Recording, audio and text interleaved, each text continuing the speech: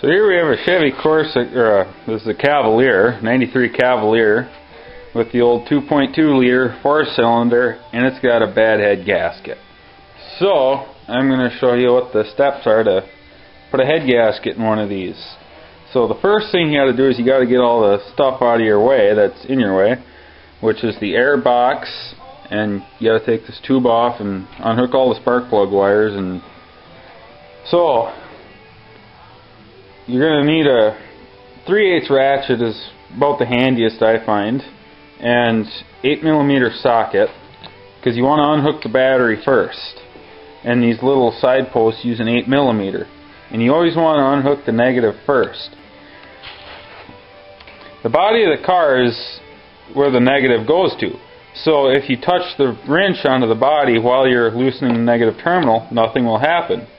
But if you touch the body while you're loosening the positive terminal, then you'll get an arc and it'll short out. So I'm going to get the battery unhooked and taken out and take the air intake off. Well, I got a lot more room now that I took the air box and the battery out.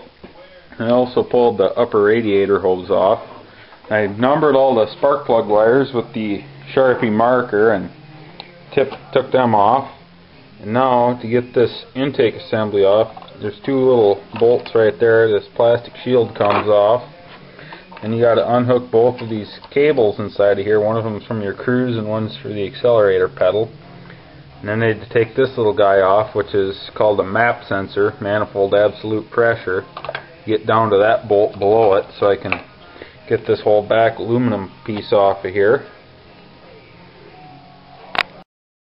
I think this is an important note. On this piece here, before I can get it off, there's these little plastic lines that come off and they go around under it. And there's this little ear tab here which has got a torque screw into the back of the lower portion of the intake manifold. So in order to get that out, I had to get out my 1/4" ratchet and this little bit here, which is kind of star shaped. It's like a 6-sided star called the Torx bit. The size is a T27. Now to get this piece off, which has just got 8mm bolts all the way around it, which I've already loosened up, so I can just take this right off right now. Little hose breather over there, and there she be. Set that down next to this, and now you can see a little bit of the internals. Here's what you call the rocker arms. You got a push rod that comes up on this side from the cam shaft, and then this is the valve on this side inside the spring. The springs return the valves to closed. So the next thing I got to do here is I'm going to need to take the belt off and take the alternator and this bracket off, take the exhaust manifold off, and some more of this little wiring. Oh, one more thing. There's quite a few sensors and stuff on that throttle body. I had to unplug them all, but the plugs are non-interchangeable, so it's pretty easy to figure out how to plug out everything back together when you're putting it back together.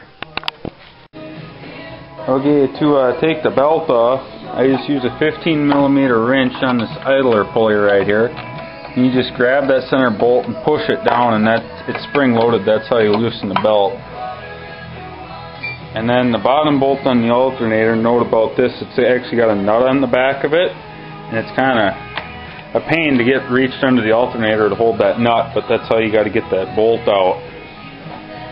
So now I got the alternator wires unhooked so I can get this last bolt out and take the alternator out. Okay, so I've completely got the head off.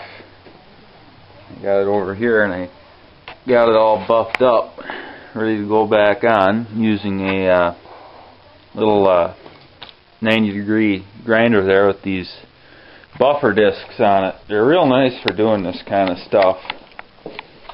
They're kind of spendy, but they're made by 3M. There's different grits of them.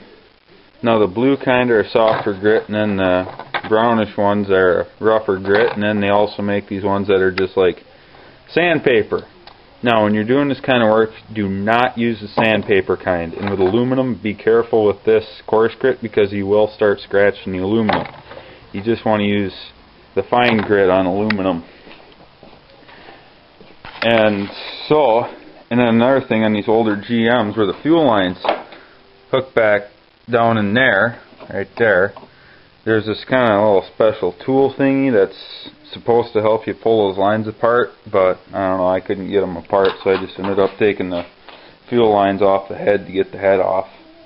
So now, another thing is, instead of taking the whole manifold off, I found it was easier just to unscrew the last couple studs off the head so I could get it off without taking the manifold off. So now it's time to put the new $17 gasket in. So what I'm going to do is, I got the block buffed up too. I'm going to try this stuff on it. It's a copper spray gasket sealer just to make sure I get a good seal. And when you got it off, you want to look at the deck of the block and make sure there's no cracks going between the cylinders and there are no burn marks there from an old gasket leaking or something. And the same thing on the head. Make sure there's no cracks or anything between the cylinders. Another thing that's advisable is if you got a good straight edge handy, level will work. You want to lay it on top of your head and check under the level and make sure that the head is not warped. You know, go kind of a couple different ways, because if it's warped, then the new gasket won't hold and it'll blow another head gasket. And if the head is warped, then either you need to get another head or you got to have the head remachined.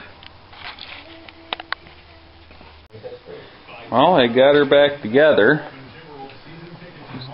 4 bolts that hold the power steering pump on. There's 3 of them you got to get at going through the pulley, which are kind of a pain, and then a 4th one on the back, which ain't too bad. But I got everything hooked up, so well, let's see if it's going to start.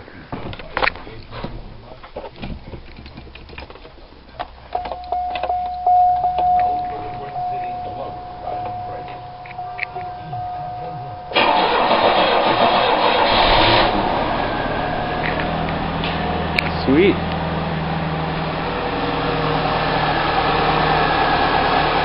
Burn like a kitten.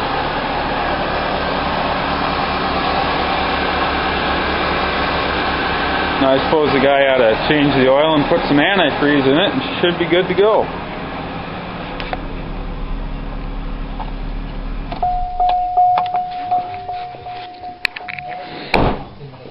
So it's pretty much just a job done with simple hand tools. I pretty much kept them all right here.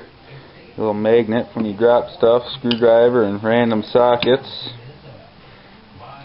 Torque wrench is a must, and some other little stuff, but doesn't require anything real special. Didn't take too long either.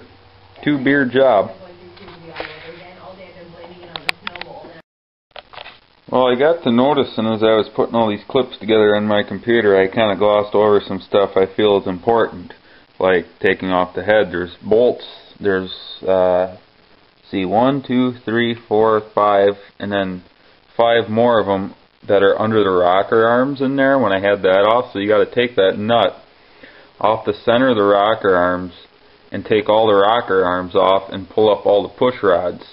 You want to keep track of those so you can make sure you can put them back where they came from. But that's all that holds the head down is those 10 bolts, and then there's one right there, and there's some of them got kind of a stud on the top, like for this one with this metal ear you got to use a deep well socket for them. Another thing is real nice to have is a shop book for it. There's different brands. This is a Chilton, there's Haynes for example. But it's real handy for giving torque specs and diagrams and all that good stuff. So I think that pretty well sums it up. So